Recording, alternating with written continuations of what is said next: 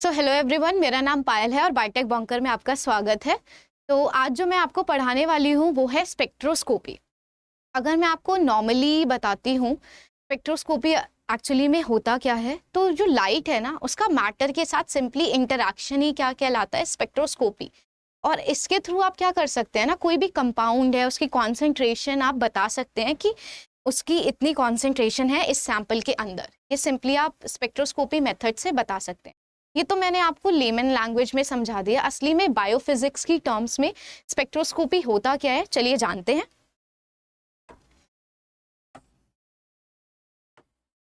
तो स्पेक्ट्रोस्कोपी, तो जैसे कि मैंने अभी आपको बताया था कि स्पेक्ट्रोस्कोपी कुछ भी नहीं है, एक लाइट का मैटर के साथ सिंपली इंटरेक्शन है। तो ये जो लाइट है वो किस टाइप की लाइट है? ये जो लाइट होती है वो इलेक्ट्रोमैग्नेटिक रेडिएशन है। Electromagnetic radiation. और इसका इंटरेक्शन किसके साथ हो रहा है? With matter.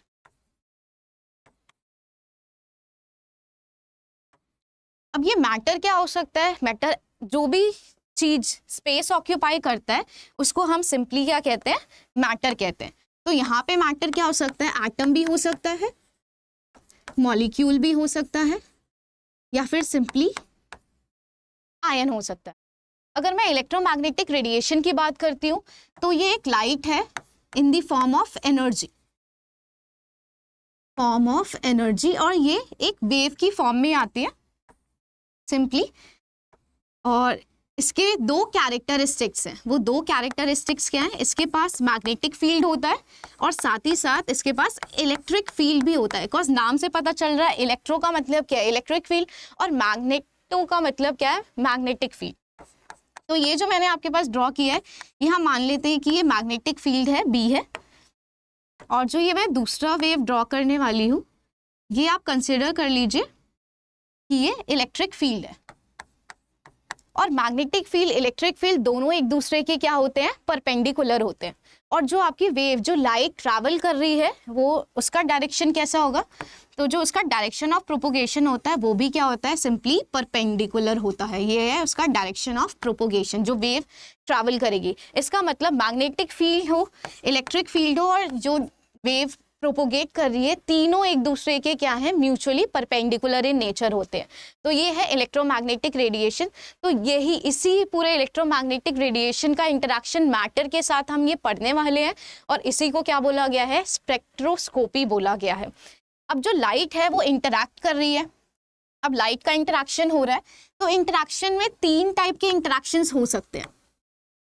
लाइट इंटरैक्ट कर सकती है, वो लाइट एब्जॉर्ब भी कर सकती है, उसका एब्जॉर्प्शन हो सकता है, या फिर लाइट क्या कर सकती है?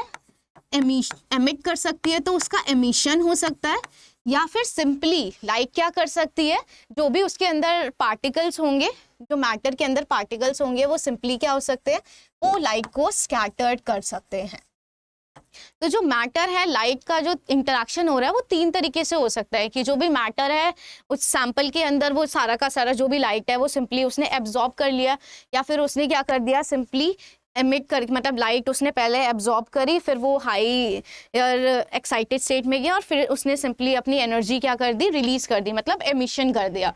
और नेक्स्ट क्या हो सकता है? वो स्कैटर्ड कर दे, मतलब जो भी लाइट आए उससे टकराकर सिंपली ऐसे बिखर जाए, तो वो हो जाता है स्कैटरिंग। तो ये तीन तरीके से वो लाइट जो है मैटर के साथ सिंपली क्या कर सकती है? इंटरैक्ट कर सकती है।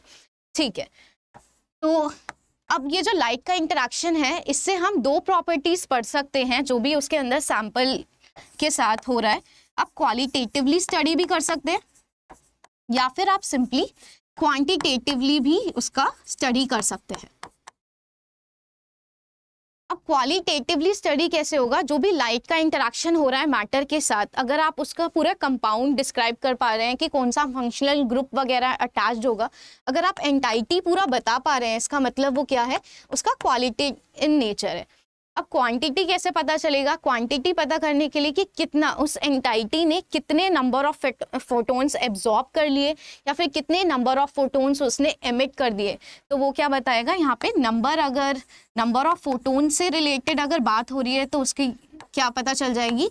उसकी क्वांटिटेटिवली हम स्टडी कर सकते हैं। तो दो टाइप की यहाँ पे स्टडी हो सकती है। अब हमने बात करी एनर्जी की, तो हमने 12th क्लास और 11th क्लास में पढ़ा है कि जो एनर्जी होती है वो H इंटू न्यू होती है, H न्यू होती है एनर्जी, और C हमने पढ़ा है न्यू इंटू लैम्डा। अगर मैं यहाँ से सिंपली न्यू को निकालती हूँ, न्यू का मतलब क्या है यहाँ पे, frequency, nu for frequency, H for Planck constant, E for energy and C क्या है हमारे पास, सिंपली स्पीड ऑफ लाइट। तो जो यहाँ पे मल्टीप्लाई में है वो सिंपली नीचे आके क्या हो जाएगा, डिवाइड हो जाएगा। इसका मतलब न्यू की वैल्यू क्या हो जाएगी आपके पास, सिंपली C बाय लैम्डा हो जाएगी। अगर आप ये वैल्यू इसके अंदर पुट करते हैं तो क्या डिराइव होता है, तो हमारे पास बन जाता है जो एनर्जी है वो बन गया HC बाय लैम्डा। अगर मैं इस इक्वेशन की बात करती हूँ H equals to H into nu, तो इसमें क्या दिख रहा है हमें कि जो H है वो तो प्लैंक कांस्टेंट है वो तो सिंपली, इसका मतलब जो एनर्जी है वो सिंपली डायरेक्टली किसके प्रोपोर्शनल है, फ्रीक्वेंसी के डायरेक्टली प्रोपोर्शनल है। जैसे जैसे आप फ्रीक्वेंसी बढ़ाएंगे एनर्जी बढ़ेगी, फ्रीक्वेंसी कम कर देंगे और एनर्जी भी क्या हो जाएगी, कम हो जाएगी। अगर मैं इसकी बात करती हूँ E equals to HC by lambda, ये क्या हमें बता रहा है, HC यहाँ पे क्या है, कांस्टेंट है, तो जो एनर्जी हो जाएगी वो इन्वर्सली प्रोपोर्शनल हो जाएगी किसके, सिंपली लैम्डा के। इन्वर्सली मतलब उल्टा रिलेशनशिप चलेगा, अगर आप वेवलेंथ को बढ़ाएंगे तो एनर्जी क्या हो जाएगी, सिंपली कम हो जाएगी। अगर आपने वेवलेंथ को कम कर दिया तो एनर्जी सिंपली क्या हो जाएगी, बढ़ जाएगी। तो हमें इन दोनों इक्वेशन से ये पता चला कि जैसे जैसे आप फ्रिक्वेंसी बढ़ाएंगे तो एनर्जी बढ़ेगी, लेकिन आपने वेवलेंथ बढ़ा दी तो एनर्जी क्या हो जाएगी, सिंपली कम हो जाएगी। ठीक है, तो ये इलेक्ट्रोमैग्नेटिक जो रेडिएशन है तो इसकी पूरी एक रेंज होती है वेवलेंथ की, डिफरेंट वेवलेंथ्स है। तो ये रेंज क्या है हमारे पास, ये देख लेते हैं कि कौन से रेंज में कौन सी हमारे पास रेडिएशन है जो वर्क कर रही है। तो जो इलेक्ट्रोमैग्नेटिक रेडिएशंस हैं उनकी एक पूरी रेंज होती है। ठीक है, तो ये हमारे पास पूरा वेवलेंथ है, पूरा वेवलेंथ है। और अगर मैं बताती हूँ फर्स्ट शुरुआत में क्या वर्क करता है, यहाँ पर हमारे पास होती है गामा रेज, फिर आती है हमारे पास एक्स रेज, 10 से 10 की पावर 3 के अंदर जो वर्क कर रही होती है वो है यूवी, साथ ही साथ विजिबल रेज। यहाँ पे जो वर्क करती है वो है इंफ्रारेड, सेम माइक्रोवेव्स, और लास्ट में जो आती है वो होती है रेडियो वेव्स। ठीक है, तो ये पूरा इलेक्ट्रोमैग्नेटिक रेडिएशन का पूरा रेंज है। इस रेंज के अंदर होता क्या है, ये जो रेंज है यहाँ पे जो वेवलेंथ है आप देख पा रहे हैं 10 की पावर -3 है, मतलब वेवलेंथ क्या है, बहुत ही कम है। इसका मतलब ये है लोअर वेवलेंथ। वेवलेंथ बार बार ना लिख के हम सिंपली लैम्डा लिख लेते हैं, और जैसे जैसे आप यहाँ पे जा रहे हैं तो वेवलेंथ क्या होती जा रही है, सिंपली इंक्रीज करती जा रही है। वेवलेंथ क्या करती जा रही है, इंक्रीज करती जा रही है। अभी हमने दो रिलेशन पढ़े थे, पहला रिलेशन पढ़ा था कि जो एनर्जी थी वो डायरेक्टली प्रोपोर्शनल थी फ्रीक्वेंसी के, और दूसरा रिलेशन हमने ये पढ़ा था कि जो एनर्जी थी वो इन्वर्सली प्रोपोर्शनल थी किसके, वेवलेंथ की। अगर जहाँ पर भी वेवलेंथ ज़्यादा होगी इसका मतलब यहाँ पे एनर्जी क्या होगी, ज़्यादा होगी, हायर एनर्जी। तो हायर एनर्जी है, यहाँ पे वेवलेंथ ज़्यादा है, इसका मतलब यहाँ आते आते एनर्जी क्या हो गई, सिंपली कम हो जाएगी, लोअर एनर्जी। अब मैं बात करती हूँ, हमने एक और पढ़ा था कि एनर्जी जो थी वो डायरेक्टली प्रोपोर्शनल थी फ्रीक्वेंसी के, मतलब अगर एनर्जी ज़्यादा तो फ्रीक्वेंसी भी सिंपली क्या होगी, ज़्यादा होगी। तो यहाँ पे हायर फ्रीक्वेंसी है, और जैसे जैसे ये आगे बढ़ता जाएगा इनकी फ्रीक्वेंसी क्या हो जाएगी, सिंपली लोअर होती जाएगी फ्रीक्वेंसी। ठीक है, तो यहाँ पे एनर्जी क्या है, ज़्यादा है, और यहाँ आते आते एनर्जी क्या होती जा रही है, सिंपली कम होती जा रही है। ठीक है, हमने इतना तो समझ लिया है कि यहाँ से यहाँ ट्रैवल करने पे एनर्जी क्या होती जा रही है, सिंपली कम होती जा रही है। नॉर्मली होता क्या है कि इलेक्ट्रॉन्स आराम से अपने शेल में बैठा रहता है, जैसे ही उसको एनर्जी मिलती है, जैसे ही एनर्जी मिलती है अब वो एकदम से उछल के कहाँ चला जाता है, दूसरे स्टेट में चला जाता है, और उसको बोला जाता है एक्साइटेड स्टेट। जो नॉर्मली इलेक्ट्रॉन्स होते हैं ना वो नॉर्मली ग्राउंड स्टेट में होते हैं, और ये उछल के कहाँ चले जाते हैं, सिंपली एक्साइटेड स्टेट में चले जाते हैं। ठीक है, इट्स जस्ट लाइक कि आप नॉर्मली बैठे हुए हैं और टीवी देख रहे हैं और आपको एकदम से मार पड़ती है, और मार पड़ते ही आप क्या बुक्स उठाना स्टार्ट कर लेते हैं। मतलब आप अपने रेस्टिंग स्टेट में थे, ग्राउंड स्टेट में थे, जैसे ही आपको मार पड़ी और मतलब आपको पता चला कि हाँ भाई अब मुझे काम करना पड़ेगा, तो वो उछल के आप सीधा क्या करने लग जाते हैं, पढ़ने लग जाते हैं। तो सेम नॉर्मली जो इलेक्ट्रॉन्स होते हैं ग्राउंड स्टेट में होते हैं, जैसे ही ये एनर्जी क्या करते हैं, एब्जॉर्ब करते हैं, वो उछल के सिंपली कहाँ चले जाते हैं, एक्साइटेड स्टेट में चले जाते हैं। अगर मैं यहाँ की बात करती हूँ यूवी विजिबल रेंज की, यहाँ पे एनर्जी क्या है, हायर है। अगर एनर्जी ज़्यादा होगी इसका मतलब उनके पास स्टेबिलिटी क्या है, सिंपली कम है। तो यहाँ पे आपको ट्रांजिशन ज़्यादा देखने को मिलेगा। मतलब जो इलेक्ट्रॉन्स है ग्राउंड स्टेट से कहाँ पे चले जाएंगे, एक्साइटेड स्टेट में चले जाएंगे। मतलब इस रेंज में आपको ज़्यादा कैसे ट्रांजिशन देखने को मिलेगा, इलेक्ट्रॉनिक ट्रांजिशन देखने को मिलेगा। मतलब जो इलेक्ट्रॉन्स हैं वो लो एनर्जी स्टेट से कहाँ पे चले जा रहे हैं, हाई एनर्जी स्टेट में चले जा रहे हैं। अगर मैं इंफ्रारेड की बात करती हूँ तो मैं देख रही हूँ यहाँ पे एनर्जी आते आते क्या होती जा रही है, सिंपली कम होती जा रही है। तो यहाँ पे एनर्जी कम हो गई है, कम हो गई है, इसका मतलब अब मार पड़ गई। अगर आपको रोज मार पड़ेगी तो आपको आदी हो जाएंगे आप मार के, तो आपको मतलब जो मार है उतना फर्क नहीं पड़ रहा होगा, ठीक है। तो यहाँ पे भी क्या है, एनर्जी सिंपली कम हो गई है, यहाँ पे एनर्जी ज़्यादा नहीं है। इसी वजह से इलेक्ट्रॉन्स अब ऊपर जंप नहीं करेगा, बट अपनी जगह पे क्या करता रहेगा, सिंपली वाइब्रेट करता रहेगा, हिलता रहेगा, वाइब्रेट करता रहेगा। तो यहाँ पे जो ट्रांजिशन देखने को मिलती है वो है मॉलिक्यूलर वाइब्रेशन। यहाँ पे सिंपली इलेक्ट्रॉन्स के पास यहाँ पे इतनी ज़्यादा एनर्जी नहीं है कि वो जंप करके एक्साइटेड स्टेट में चले जाएं। अब मैं बात करती हूँ माइक्रोवेव की, तो यहाँ पे एनर्जी और ज़्यादा कम हो गई है, ठीक है। यहाँ पे जो एनर्जी है वो और ज़्यादा कम हो गई है, जिसके वजह से यहाँ पे जो देखने को मिलता है ट्रांजिशन, वो देखने को मिलता है मॉलिक्यूलर रोटेशन। यहाँ पे क्या है, एनर्जी और कम होगी, जिस वजह से मॉलिक्यूल क्या है, अपनी जगह पे सिंपली रोटेट कर रहा है, अपनी जगह पे रोटेट कर रहा है। जब हाई एनर्जी थी तो लो स्टेट से एक्साइटेड स्टेट में चला गया, एनर्जी और थोड़ी कम हुई तो वहीं पे वो वाइब्रेट करने लग गया, और एनर्जी और कम हुई तो इन्होंने क्या कर दिया, अपनी जगह पे सिंपली रोटेट करने लग गए। अगर मैं बात करती हूँ रेडियो वेव्स की, यहाँ पे एनर्जी बिल्कुल ही कम है, यहाँ पे एनर्जी है ही नहीं, बहुत ही कम है। तो यहाँ पे दो कंडीशंस होती है, एक तो न्यूक्लियर स्पिन होता है, यहाँ पे न्यूक्लियर स्पिन होगा, या फिर सिंपली इलेक्ट्रॉन स्पिन होगा। न्यूक्लियर स्पिन होगा या फिर सिंपली क्या हो जाएगा, इलेक्ट्रॉन स्पिन होगा। तो हमने ये सारी ट्रांजिशंस देख ली, ठीक है। तो आज हम जो पढ़ने वाले हैं, मैंने अभी आपको बताया, हमने 3 टाइप के इंटरेक्शंस पढ़े थे। एक तो एब्जॉर्प्शन हो रहा था, फिर हो रहा था स्कैटरिंग हो रही थी, और फिर एमिशन हो रहा था। तो आज जो हम सिंपली कवर करने वाले हैं वो है एब्जॉर्प्शन स्पेक्ट्रोस्कोपी। एब्जॉर्प्शन स्पेक्ट्रोस्कोपी नाम से पता चल रहा है यहाँ पे क्या करना है, इलेक्ट्रॉन्स क्या हो रहे हैं, एब्जॉर्ब कर रहे हैं एनर्जी। इलेक्ट्रॉन अपनी एनर्जी सिंपली एब्जॉर्ब कर रहे हैं। तो जैसे मान लीजिए एक सिंपली ये सैंपल है, और यहाँ से ऐसे रेडिएशन पास हो रही है, यहाँ से सिंपली ये लाइट पास हो रही है, और लाइट के अंदर बहुत सारे मॉलिक्यूल्स हैं जो कि क्या कर रहे हैं, एनर्जी को एब्जॉर्ब कर ले रहे हैं। अब कुछ होंगे जो एनर्जी एब्जॉर्ब कर ले रहे हैं, और बहुत सारे पार्ट क्या हो रहे हैं, ऐसे बाहर चले जा रहे हैं, ट्रांसमिट हो जा रहे हैं। मतलब सारा का सारा तो चीज़ें एब्जॉर्ब नहीं हो रही, थोड़ी बहुत चीज लाइट जो हो रही है वो एब्जॉर्ब कर रहे हैं और सिंपली रिलीज कर दे, मतलब निकल जा रहा है जो एब्जॉर्ब नहीं कर पा रहे।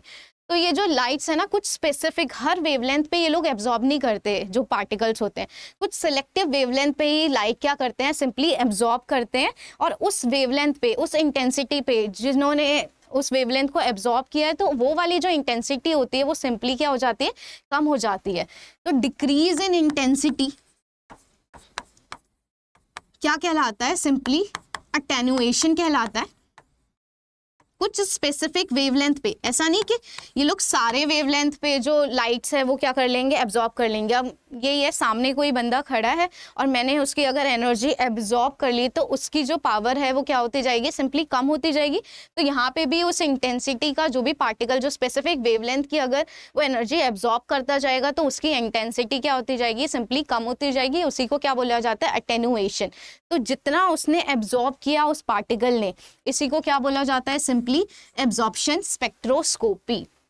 और एब्जॉर्प्शन के बाद होता क्या है, वो नॉर्मली लो एनर्जी स्टेट में होते हैं, ग्राउंड स्टेट में होते हैं। जैसे ही वो एनर्जी एब्जॉर्ब करते हैं सिंपली कहाँ पे आ जाएंगे, एक्साइटेड स्टेट में आ जाएंगे। तो डिफरेंट अभी हमने देखा था कि डिफरेंट वेवलेंथ पे डिफरेंट एब्जॉर्प्शन स्पेक्ट्रोस्कोपी मिलेगी। अगर मतलब इस वाली रेंज में अगर जो भी पार्टिकल है वो एब्जॉर्ब कर रहा होगा तो हम बोलेंगे कि एक्सरे स्पेक्ट्रोस्कोपी है। अगर यूवी वाले रेंज में जो भी पार्टिकल है वो एब्जॉर्ब कर रहा होगा लाइट को, हम बोलेंगे कि वो यूवी स्पेक्ट्रोस्कोपी है। या फिर विजिबल वाले में कर रहा हो तो विजिबल, मतलब डिफरेंट वेवलेंथ पे अगर वो एब्जॉर्ब करेगा तो हम बोलेंगे कि वो वाली स्पेक्ट्रोस्कोपी है सिंपली। तो आज हम जो पढ़ने वाले हैं वो है यूवी विजिबल स्पेक्ट्रोस्कोपी। और साथ ही साथ ये जो एब्जॉर्प्शन स्पेक्ट्रोस्कोपी मैंने बताया ये कौन से प्रिंसिपल पे वर्क कर रही है, चलिए हम वो देख लेते हैं। तो यहाँ पे है प्रिंसिपल, तो जो ये प्रिंसिपल पे वर्क करते हैं ना उसका नाम है Beer Lambert law. Beer Lambert law. तो बियर लैम्बर्ट दोनों साइंटिस्ट थे जिन्होंने ये दिया। इन्होंने क्या बताया, इन्होंने एक सिंपली सैंपल लिया, जिस के अंदर रखा जाता है इसको बोलते हैं क्यूवेट, जिसके अंदर आप जो भी प्रोसेस करेंगे, जो भी सैंपल डालेंगे, इसका नाम है क्यूवेट। ठीक है, इसकी कुछ थिकनेस होगी तो हम थिकनेस को डिफाइन कर लेते हैं कि सिंपली डी होगी, डी इसकी कुछ थिकनेस है। इसके अंदर जो सैंपल है उसका हम मान लेते हैं कि उसकी कुछ कॉन्सेंट्रेशन होगी और उसकी कॉन्सेंट्रेशन हम सिंपली क्या मान लेते हैं, सी मान लेते हैं, उसकी कॉन्सेंट्रेशन होगी। ओके, तो भाई अब यहाँ से कुछ लाइट सोर्स है, हम सिंपली सॉरी डायग्राम अच्छे नहीं है, तो ये सिंपली सोर्स है।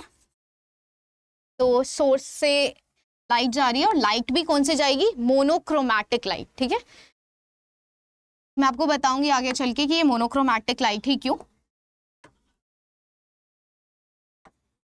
मोनोक्रोमैटिक लाइट जा रही है मतलब स्पेसिफिक वेवलेंथ की यहाँ पे लाइट जा रही है। तो जो लाइट जा रही है इंसिडेंट लाइट, हम उसको मान लेते हैं आई नॉट, और यहाँ पर आकर कुछ लाइट क्या हो जाएंगी, एब्जॉर्ब हो जाएंगी, और उस जितना लाइट एब्जॉर्ब हो गई उस इंटेंसिटी को बोलेंगे सिंपली आई। जो इंटेंसिटी बल्ब ने रिलीज करी वो है आई नॉट, और जो जितना एब्जॉर्ब कर ली गई वो है सिंपली आई। ठीक है, तो लैम्बर्ट क्या कहते हैं, सबसे पहले हम लैम्बर्ट की बात कर लेते हैं। तो लैम्बर्ट कहते हैं जब भी कोई मोनोक्रोमैटिक लाइट इस सैंपल से पास करेगी तो जो एब्जॉर्बेंस है ना, जो ट्रांसमिटेंस है, इंटेंसिटी ऑफ ट्रांसमिटेड लाइट, जो भी लाइट ट्रांसमिट हो रही है वो डिक्रीज हो जाएगी एक्सपोनेंशियली जैसे ही इसकी थिकनेस बढ़ेगी। Thickness of cuvette increases. I know समझ नहीं आया होगा, चलिए एक और बार समझते हैं। इसमें ये बोला जा रहा है कि जितना ज़्यादा थिकनेस जो क्यूवेट है ना, जिसमें हमारा सैंपल है, जितना ज़्यादा इसकी थिकनेस ज़्यादा रहेगी उतना ही जो ट्रांसमिटेंस की इंटेंसिटी है ना वो क्या होती जाएगी, कम होती जाएगी। इसका मतलब जो एब्जॉर्बेंस है वो क्या बढ़ता जाएगा।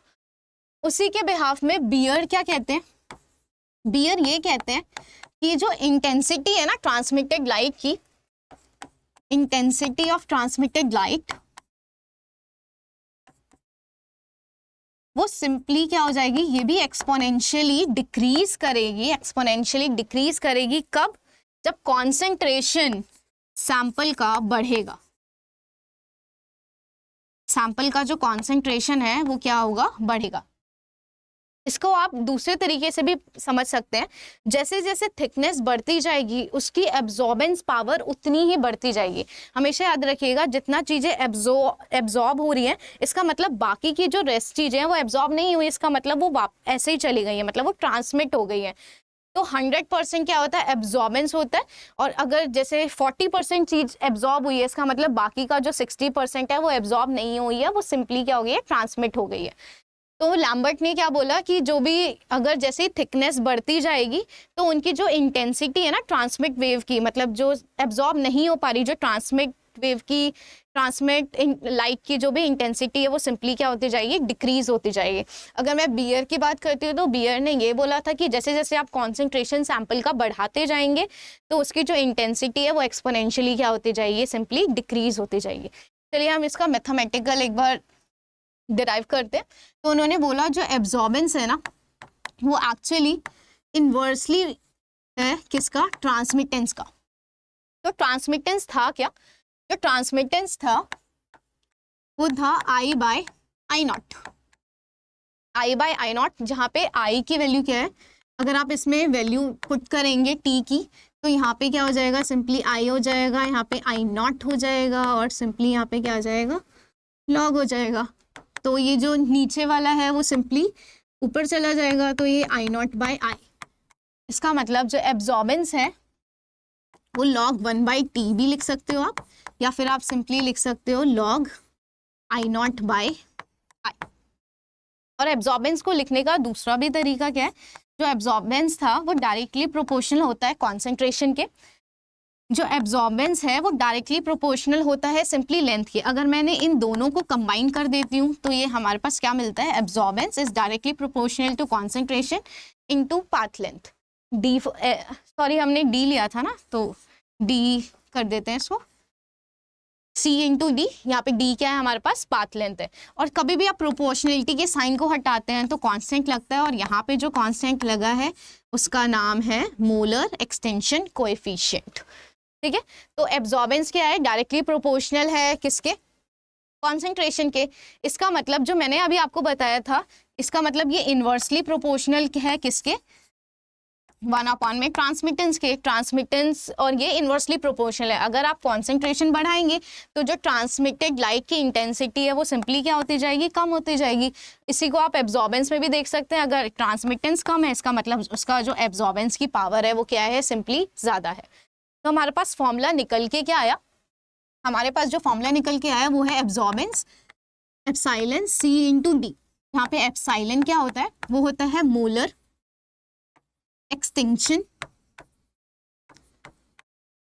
कोएफिशिएंट। ठीक है, इसकी यूनिट क्या होती है, अगर आपके जो कॉन्सेंट्रेशन है वो मोलारिटी की टर्म्स में है तो इसकी यूनिट क्या हो जाएगी, एब्जॉर्बेंस की कोई भी यूनिट नहीं होती, सॉरी। तो हमारे पास एब्जॉर्बेंस क्या है, एप्सिलॉन C इंटू डी। तो जो हमें निकालना है वो हम सिंपली यहीं पे रहने देते हैं, और जो C इंटू डी है वो सिंपली नीचे आके डिवाइड हो जाएगा। तो एप्सिलॉन क्या हो जाएगा हमारे पास, A अपॉन में क्या हो जाएगा, C इंटू सिंपली D हो जाएगा।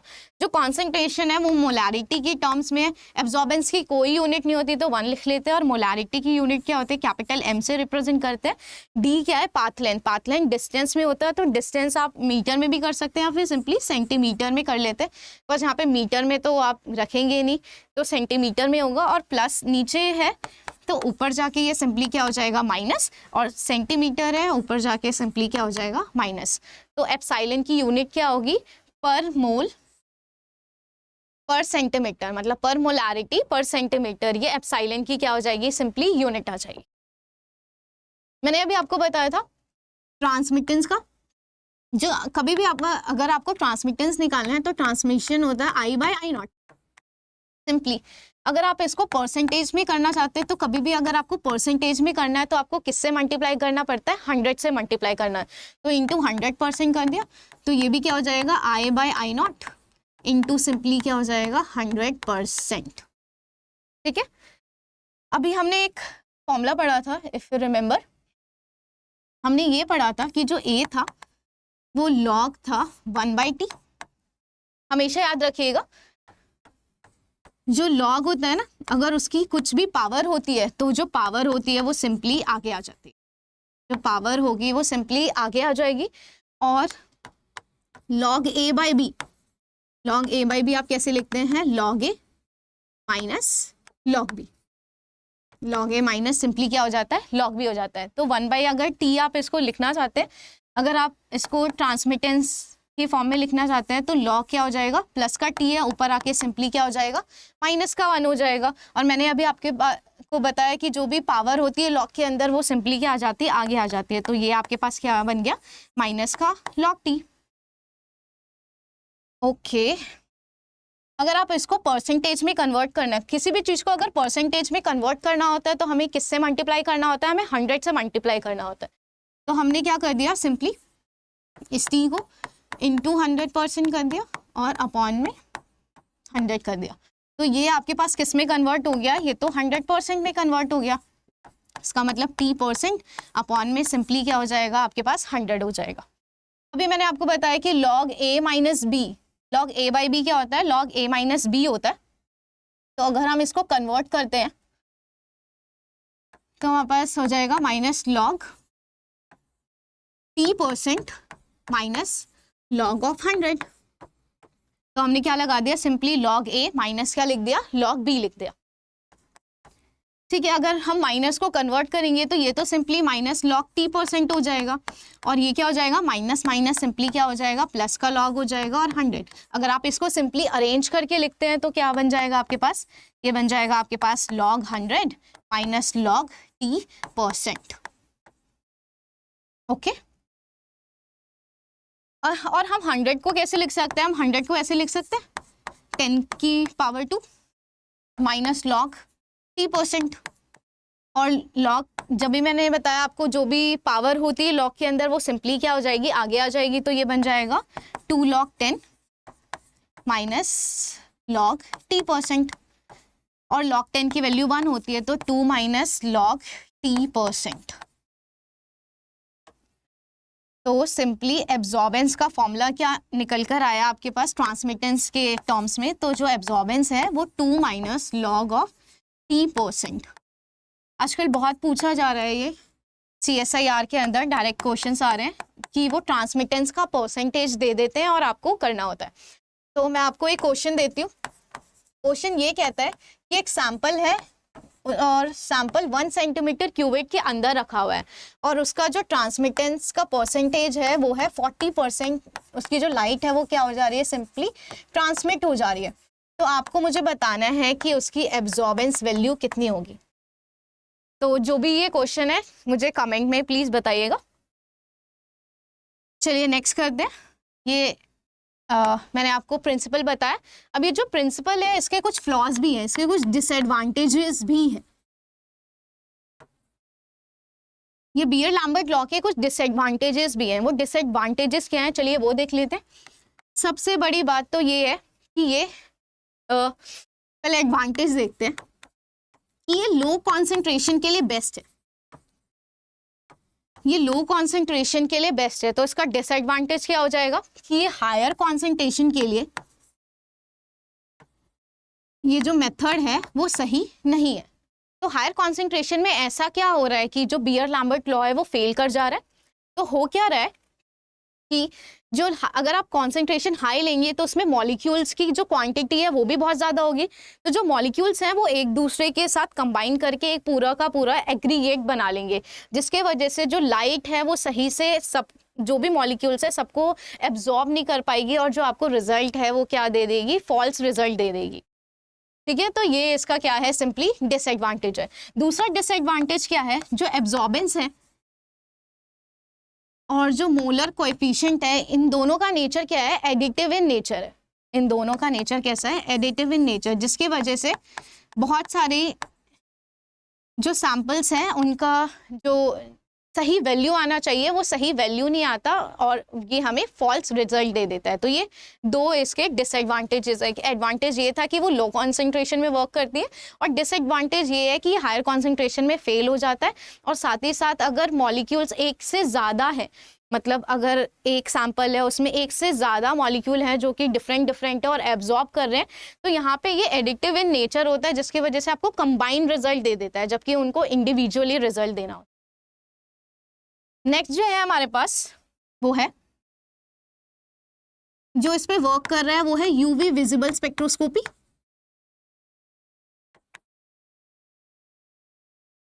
यूवी विजिबल स्पेक्ट्रोस्कोपी इस पे वर्क कर रही है बीयर लैम्बर्ट्स लॉ पे। तो होता क्या है, अगर मैं आपको जनरली बताती हूँ तो नॉर्मली जो इलेक्ट्रॉन्स हैं वो रेस्टिंग स्टेज पे, जैसे इसको एनर्जी मिलती है, जैसे इसको फोटोन्स की पावर मिलती है, ये उछल के कहाँ चला जाता है, एक्साइटेड स्टेट में चला जाता है। और ये जो एक्साइटेड स्टेट है वो खाली है, तो ये ऑक्यूपाइड स्टेट होती है, यहाँ पे इलेक्ट्रॉन्स रहते हैं, तो इलेक्ट्रॉन्स रह रहे हैं तो ये ऑक्यूपाइड स्टेट है। इसी वजह से इसको बोलते हैं HOML, higher occupied molecular, sorry ये O है, ऑर्बिटल। ठीक है, तो ये वाला स्पेस क्या होता है, यहाँ पे इलेक्ट्रॉन सबसे ज्यादा ऑक्यूपाइड होते हैं, और ऑक्यूपाई जैसे ही वो एनर्जी गेन करते हैं वो कहाँ पे सीधा जंप करते हैं, उस वाले ऑर्बिटल में जंप करते हैं जहाँ पे इलेक्ट्रॉन्स होते ही नहीं है, मतलब एम्प्टी है, और वहाँ पे जो एनर्जी की स्टेट है वो क्या है, कम है। सॉरी, हाई एनर्जी स्टेट है, मतलब lowest molecular, lowest occupied molecular orbital. ठीक है, तो ये होमो से कहाँ जाके जंप करते हैं, लोमो के अंदर, मतलब जहाँ पे इलेक्ट्रॉन्स बिजीएस्ट थे, और वहाँ पे जंप कर जाते हैं जहाँ पे इलेक्ट्रॉन्स बिल्कुल है ही नहीं।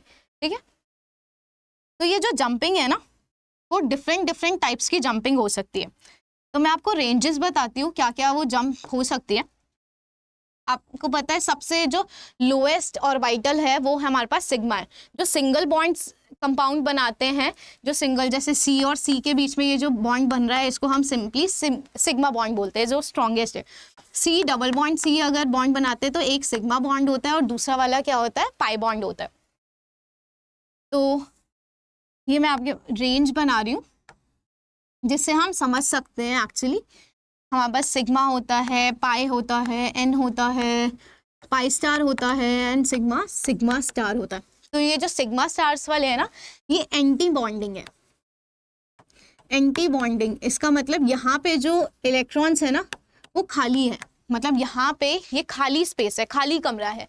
तो यहाँ ये वाले जो ऑर्बिटल्स हैं वो सिंपली क्या है, एम्प्टी है। बहुत इंपॉर्टेंट, जो N है वो नॉन बॉन्डिंग है। नॉन बॉन्डिंग मतलब वो है जो लोन पेयर्स है, मतलब किसी के साथ बॉन्ड नहीं कर रखा है इन्होंने, और सिंपली ये क्या है, लोन पेयर्स है।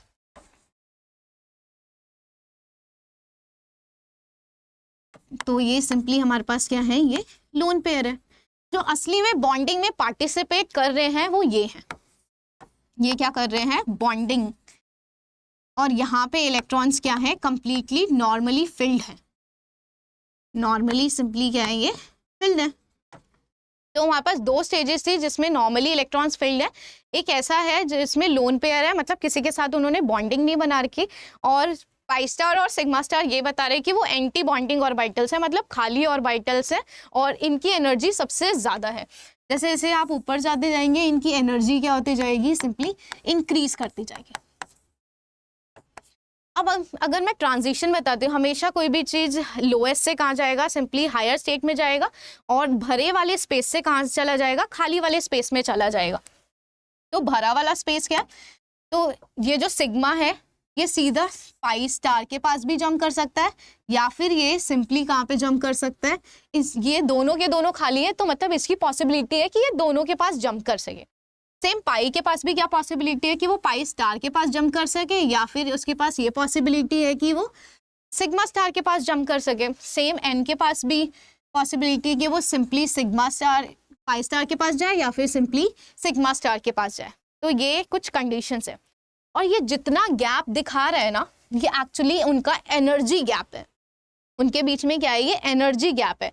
इसका मतलब उनको इतनी एनर्जी एब्जॉर्ब करनी पड़ेगी उस स्टेज पे पहुंचने के लिए। इसका मतलब आपको इतनी पढ़ाई करनी पड़ेगी कि आप ये वाला जो एग्जाम है वो सिंपली क्रैक कर पाए, तो आपको इतना तो करना ही पड़ेगा। तो इसका मतलब ये गैप ये बताता है कि आपको इतनी एनर्जी कम से कम क्या करनी पड़ेगी, एब्जॉर्ब करनी पड़ेगी। अभी हमने पढ़ा था कि जो एनर्जी थी वो इन्वर्सली प्रोपोर्शनल थी, किसके, वेवलेंथ के इन्वर्सली प्रोपोर्शनल थी। इसका मतलब अगर एनर्जी गैप ज़्यादा रहेगा इसका मतलब वो वेवलेंथ कैसी एब्जॉर्ब करेंगे, स्मॉल, मतलब कम वाली एब्जॉर्ब करेंगे। मतलब अगर एनर्जी ज़्यादा है तो वेवलेंथ क्या है हमारे पास, सिंपली कम है। अगर एनर्जी गैप ज़्यादा है इसका मतलब जो लाइट वो एब्जॉर्ब कर रहे होंगे ना, उसकी जो वेवलेंथ होगी वो क्या होनी चाहिए, कम होनी चाहिए। जितना ज़्यादा गैप एनर्जी का ज़्यादा रहेगा उतना जो वेवलेंथ की वैल्यू होगी वो सिंपली क्या हो जाएगी, कम होती चली जाएगी। तो जो यूवी विजिबल स्पेक्ट्रोस्कोपी है ना, वो किस पे वर्क करती है, पाई से पाई स्टार और एन से पाई स्टार, इन दोनों ट्रांजिशन पे ये यूवी विजिबल रेंज क्या करती है, वर्क करती है। सो पाई से पाई स्टार, एक तो ये वाला रेंज, ये वाला यूवी विजिबल पे वर्क करता है, और हमारे पास जो दूसरा है वो एन से लेके पाई स्टार, एन से लेके पाई स्टार मतलब ये वाला जो रेंज है ये वर्क करता है। तो ये दोनों जो रेंजेस हैं वो किसके लिए करते हैं, इनका जो एनर्जी गैप है वो इतना ही है कि वो 200 से 700 नैनोमीटर तक जो वेवलेंथ है वो सिंपली क्या कर सके, एब्जॉर्ब कर सके। ठीक है, इतनी ही वेवलेंथ वो क्या कर सकते हैं, एब्जॉर्ब कर सकते हैं, बिकॉज इनका जो एनर्जी गैप है वो इतना ही लिमिटेड है कि वो 200 से 700 नैनोमीटर के बीच में एनर्जी क्या कर लेंगे, सिंपली एब्जॉर्ब कर लेंगे। अब जो मॉलिक्यूल्स मतलब उनके पास ऐसा कोई फंक्शनल ग्रुप है जो कि इस एनर्जी को सिंपली क्या कर सकता है, एब्जॉर्ब कर सकता है, उनको बोलते हैं क्रोमोफोर। क्रोमोफोर वो ऑर्गेनिक और फंक्शनल ग्रुप्स होते हैं, ऑर्गेनिक स्ट्रक्चर्स होते हैं, उनके पास वो फंक्शनल ग्रुप्स होते हैं जो कि क्या कर लेते हैं, ये एनर्जीज को क्या करते हैं, एब्जॉर्ब कर लेते हैं। कौन सी एनर्जी, एक एन से लेके पाई स्टार तक और एक पाई से लेके सिंपली पाई स्टार तक, ये एनर्जी क्या कर लेते हैं, एब्जॉर्ब कर लेते हैं। ये आप क्रोमोफोर सिंपली नॉर्मली भी देख सकते हैं, जैसे कि पेप्टाइड बॉन्ड, ये भी एनर्जी क्या कर लेते हैं, एब्जॉर्ब कर लेते हैं, और इनकी पीक कब आती है, 190 नैनोमीटर तक ना एनर्जी क्या कर लेते हैं, सिंपली एब्जॉर्ब कर लेते हैं। ये इनकी पीक स्टेज होती है। और वही अगर आप इसके वीक के बारे में बात करेंगे, पीक जहाँ पे इनकी वीक पीक मिलती है वो मिलती है ऑलमोस्ट 210 to 220 नैनोमीटर अराउंड, ये वीक मिलती है। नेक्स्ट क्या होता है, कुछ अमीनो एसिड्स ऐसे भी हैं जिनके पास क्रोमोफोर्स अवेलेबल है, जैसे कि फिनाइलैलानिन, ट्रिप्टोफैन और टायरोसिन। तो ये कुछ अमीनो एसिड्स हैं। ये इनका नेचर कैसा है, ये जो अमीनो एसिड्स हैं उनका नेचर है एरोमेटिक अमीनो एसिड्स। और जो फिनाइलैलानिन है उसका जो एब्जॉर्प्शन होता है ना, ये एब्जॉर्प्शन चलता है 257 नैनोमीटर पे, ये एब्जॉर्ब कर सकता है। ये इनका नेचुरल है, ये जो मैं भी आपको बता रही हूँ ये सारे नेचुरली मौजूद है। जो ट्रिप्टोफैन है और ये है, ये 274 से लेके 280 नैनोमीटर तक एब्जॉर्ब कर लेते हैं। अगर आपने देखा होगा जो प्रोटीन है उसकी जो रेंज आती है ना, सबसे मैक्सिमम वो आती है 280 नैनोमीटर पे, तो वो इन्हीं के वजह से आती है, मतलब ट्रिप्टोफैन और टायरोसिन के वजह से ही आते हैं। और कुछ कुछ ऐसे प्रोस्थेटिक ग्रुप्स भी हैं, जो कि उनके पास क्रोमोफोर्स होते हैं, जैसे हीम, उनके अंदर एक पोरफायरिन रिंग होती है, उसके पास एबिलिटी है लाइट को एब्जॉर्ब करने की, और वो कितने पे लाइट एब्जॉर्ब कर लेता है, वो सिंपली 420 नैनोमीटर पे लाइट क्या कर लेते हैं, एब्जॉर्ब कर लेते हैं। अब कुछ फैक्टर्स ऐसे भी हैं जो कि यूवी विजिबल, ये जो स्पेक्ट्रोस्कोपी ये पूरी है, इसको इफेक्ट करते हैं। तो फैक्टर्स क्या क्या हैं जो इसको इफेक्ट करते हैं, मतलब उसका जो बाकी का इन्वायरमेंट है ना, अब हर जगह इन्वायरमेंट सेम तो होता नहीं, जो भी आपको सैंपल चेक करना है उसके बाहर के इन्वायरमेंट से वो हाईली इफेक्टिव होता है। तो क्या क्या से फैक्टर्स हैं जो उसको इफेक्ट कर सकते हैं, या फिर ये हो सकता है कि जो आपके पास सैंपल है उसका डीप्रोटोनेशन हो जाए, या फिर सिंपली प्रोटोनेशन हो जाए, ये हो सकता है, या फिर उसकी सॉल्वेंट पोलैरिटी चेंज हो जाए, या फिर वो ये हो सकता है कि मतलब कुछ भी आपने जो लाइट, जैसे ही आपने लाइट डाला उसके वजह से जो भी मॉलिक्यूल है उसका ओरिएंटेशन हो गया, जो भी उसकी खूबी थी वो पूरी की पूरी क्या हो गई, लाइट के वजह से सिंपली चेंज हो गई। तो 3 फैक्टर्स पे अफेक्ट कर सकता है, मतलब जो भी लाइट डाली या फिर जिस एनवायरनमेंट में है उसका प्रोटोनेशन या फिर डीप्रोटोनेशन हो गया, मतलब सॉल्वेंट पोलैरिटी, जो डाइलेक्ट्रिक कांस्टेंट होता है जिस भी लिक्विड के अंदर वो सैंपल है उसने उसका जो भी नेचर है वो चेंज करके रख दिया या फिर उसको ओरिएंट करके रख दिया। मतलब डी या फिर एल में, अगर वो डी में होगा मतलब डेक्स्ट्रो रोटेटरी होगा तो उसको लीवो रोटेटरी में चेंज कर दिया। तो कुछ इफेक्ट्स देखने को मिलते हैं। तो इनसे इफेक्ट होता क्या है, ये ना हायर वेवलेंथ में शिफ्ट हो जाएंगे। तो इफेक्ट क्या देखने को मिलता है, अगर हायर वेवलेंथ में शिफ्ट हो जाते हैं उसको बोलते हैं रेड शिफ्ट, और इसी को बोला जाता है बेथोक्रोमिक इफेक्ट। बेथोक्रोमिक इफेक्ट। अब ये भी हो सकता है ये प्रोटोनेशन या फिर सॉल्वेंट पोलैरिटी चेंज होने के वजह से कि वो शिफ्ट किस में हो जाए, लोअर वेवलेंथ में शिफ्ट हो जाए। अगर वो लोअर वेवलेंथ में शिफ्ट हो जाते हैं तो उस शिफ्ट का नाम होता है ब्लू शिफ्ट। या फिर ये भी हो सकता है कि जो एब्जॉर्प्शन है ना, उनकी एब्जॉर्प्शन की जो पावर है वो इंक्रीज हो जाए, जो एब्जॉर्प्शन है वो सिंपली क्या हो जाए, इंक्रीज हो जाए। तो आप उसको बोलते हैं हाइपरक्रोमिसिटी, हाइपरक्रोमिसिटी। या फिर ये भी इफेक्ट देखने को मिल सकता है कि उनकी जो पावर है, एब्जॉर्बेंस पावर है, वो सिंपली क्या हो जाए, कम हो जाए, और उसको बोलते हैं हाइपोक्रोमिसिटी। तो ये सारी चीजें पूरी इफेक्ट कर सकती है, ठीक है। अगर हायर वेवलेंथ में शिफ्ट हो जाता है तो उसको रेड शिफ्ट बोलते हैं। अगर कंपाउंड लोअर वेवलेंथ की तरफ शिफ्ट कर जाता है तो उसको ब्लू इफेक्ट बोलते हैं, ब्लू शिफ्ट बोलते हैं। और अगर उसकी वेवलेंथ जो एब्जॉर्बेंट पावर रहता है वो इंक्रीज हो जाते हैं तो उसको हाइपरक्रोमिसिटी बोलते हैं। इसका मतलब बहुत ज़्यादा कलर इंक्रीज हो गया, मोर कलर्ड कंपाउंड है। जितना ज़्यादा कलर कंपाउंड उतना ज़्यादा वो लाइट क्या कर लेता है, एब्जॉर्ब करेगा। अगर लाइट कम एब्जॉर्ब करेगा मतलब उसका जो कलर है वो लाइट कलर है तो वो हाइपोक्रोमिसिटी हो जाती है। और कौन सा इंस्ट्रूमेंट यूज किया जाता है इसको मेजर करने के लिए, इस पूरे स्पेक्ट्रोस्कोपी को, उसका नाम है स्पेक्ट्रोमीटर। जो इंस्ट्रूमेंट यूज करते हैं, और इसके अंदर हम क्या यूज करते हैं, मोनोक्रोमैटिक लाइट यूज करते हैं। मोनोक्रोमैटिक लाइट यूज किया जाता है इस इंस्ट्रूमेंट के अंदर। मोनोक्रोमैटिक मतलब मोनो का मतलब होता है सिंगल स्पेसिफिक वेवलेंथ, और ये जो स्पेसिफिक वेवलेंथ है वो कैसे मिलता है, आप ये प्रिज्म के थ्रू भी कर सकते हैं या फिर आप गेटिंग के थ्रू भी कर सकते हैं। मतलब ग्रेड्स बना के, प्रिसाइज ग्रेड्स बना के उसके थ्रू स्पेसिफिक वेवलेंथ को पास आउट करके बैंडविड्थ फिल्टर से पास करके आप मोनोक्रोमैटिक वेवलेंथ मतलब लाइट को भी क्या कर सकते हैं, सिंपली अचीव कर सकते हैं। तो ये आज हमने पूरा स्पेक्ट्रोस्कोपी के बारे में पढ़ा है, और अगली क्लास में हम पढ़ेंगे इंफ्रारेड स्पेक्ट्रोस्कोपी, रमन स्पेक्ट्रोस्कोपी, जितने भी बाकी स्कैटर्ड और एमिशन है ये हम सारी पढ़ने वाली हैं। तो होप आपको आज का पूरा जो भी सेशन है वो पसंद आया होगा, and thank you so much.